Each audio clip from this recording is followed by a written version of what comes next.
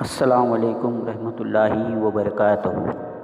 دی Memon merchant ایسوسی ایشن پربھنی کے زیر انصرام معید المسلمین ہائی اسکول عثمانیہ کالونی پربھنی، میں عظمت خان سرفراز خان، جماعت ہفتم، مضمون جغرافیہ، سبق نمبر 2، سورج، چاند اور زمین، اس سبق کے ساتھ عزیز طلبہ آپ کے درمیان حاضر ہوں۔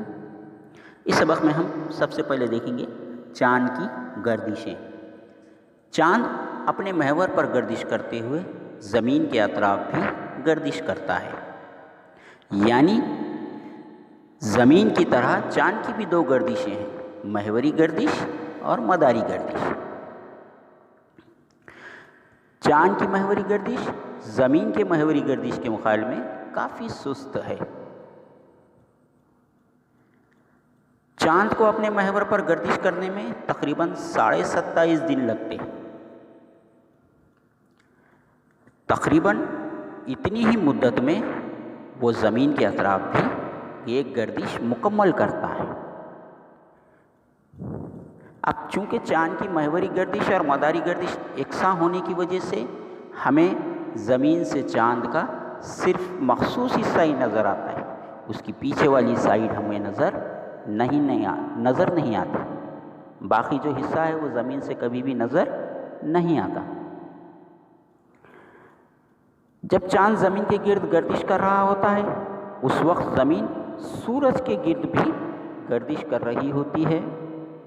اس وجہ سے تقریباً 27.5 دن میں زمین اپنے مدار پر آگے بڑھ جاتی ہے، اور ظاہر ہے چاند کو یہ اتنا فاصلہ طے کرنے کے لیے کچھ اور وقت درکار ہوتا ہے۔ اس طرح سے چاند کی ایک گردش کی مدت تقریباً 29.5 دنوں میں پوری ہوتی ہے۔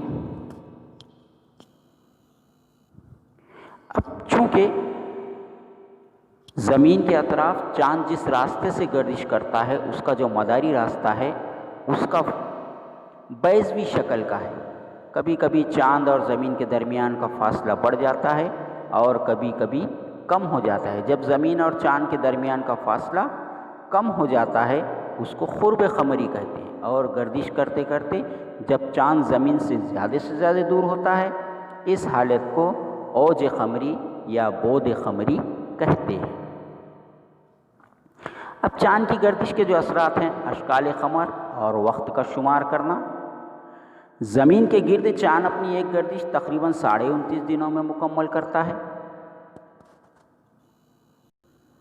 زمین سے دیکھنے پر ہمیں سورج کی جانب والا روشن حصہ نظر آتا ہے۔ جس رات کو زمین کی جانب والا چاند کا مکمل حصہ نظر آتا ہے ہمیں اس رات کو پورنیما یا 14ویں کی رات کہتے ہیں۔ اس رات چاند کی بہت زیادہ روشنی ہوتی ہے، اور اس روز چاند دائرے کی شکل میں ہوتا ہے۔ اس کے بعد چاند کی روشن حصے میں روزانہ کمی واقع ہوتی جاتی ہے، اور ایک وقت ایسا بھی آتا ہے، ایک رات ایسی آتی ہے اس میں جو ہے تو چاند کا روشن حصہ ہمیں نظر ہی نہیں آتا۔ اس رات کو اماوس کہتے ہیں۔ اماوس کو تارے ستارے آسمان میں بہت زیادہ جھلملاتے ہوئے نظر آتے ہیں۔ چاند کے روشن حصے میں ہونے والی بڑھوتری اور کمی کو اشکال قمر کہتے ہیں۔ اماوس سے لے کر پورنیما تک چاند کے روشن حصے میں مسلسل بڑھتا جاتا ہے، اس عرصے کو عرصہ متزاید النور کہتے ہیں۔ اور پورنیما سے لے کر اماوس تک جب چاند نظر نہیں آتا چاند کے روشن حصے میں کمی واقع ہوتی جاتی ہے، اس عرصے کو عرصہ متناقص النور کہتے ہیں۔ یہ دونوں عرصے 15 دنوں کے ہوتے ہیں، ان کو جو ہے تو پندرواڑا بھی کہتے ہیں۔ چونکہ یہ دونوں عرصے 15 دنوں کے لیے ہوتے ہیں اس لیے انہیں پندرواڑا بھی کہتے ہیں۔ پندرواڑے کے ہر دن کو قمری دن کہتے ہیں۔ 2 پندرواڑے ملا کر ایک مہینہ بنتا ہے اور اس مہینے کو قمری مہینہ کہتے ہیں۔ قمری مہینے کی اہمیت عزیز طلبہ ہمارے نزدیک بہت ہے۔ چاند کی تاریخیں اسلامی اعتبار سے چلتی ہیں۔ اس طرح زمین کے گرد چاند کی گردش کرنے کی وجہ سے ہمیں وقت کا شمار کرنے کے لیے مہینے جیسی وقت کی اکائی حاصل ہوتی ہے۔ اب اس کے بعد ہے گہن۔ سورج کی بنسبت چاند اور زمین کے مقام ہمیشہ بدلتے رہتے ہیں، اس نتیجے میں گہن وقوع پذیر ہوتے ہیں۔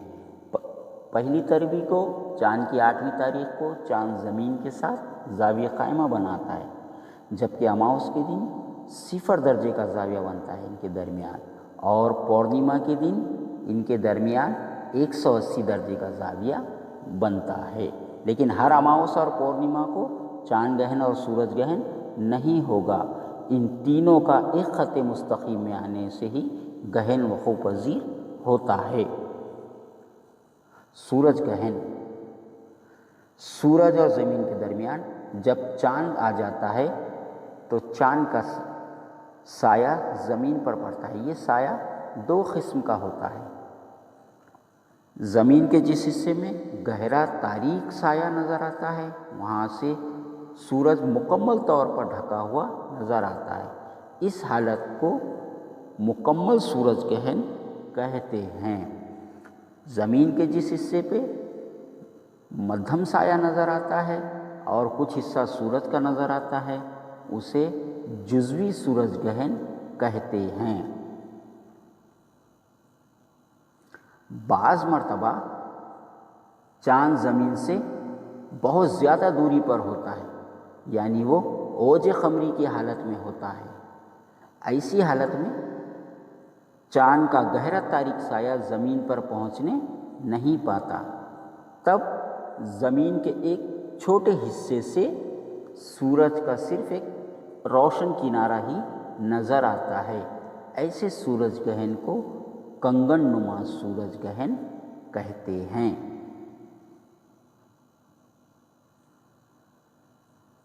اس کے بعد ہے چاند گہن۔ جب سورج، زمین اور چاند ایک خط مستقیم میں آ جاتے ہیں، اب اس حالت میں زمین درمیان میں ہے۔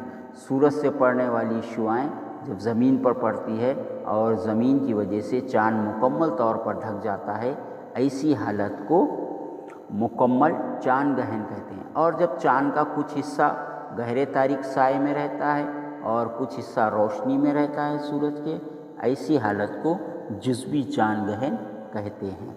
یاد رکھیں، سورج گہن اور چاند گہن صرف فل کی حالتیں ہیں، اس کا بدشگونی اور نیک شگونی سے کوئی تعلق نہیں ہے۔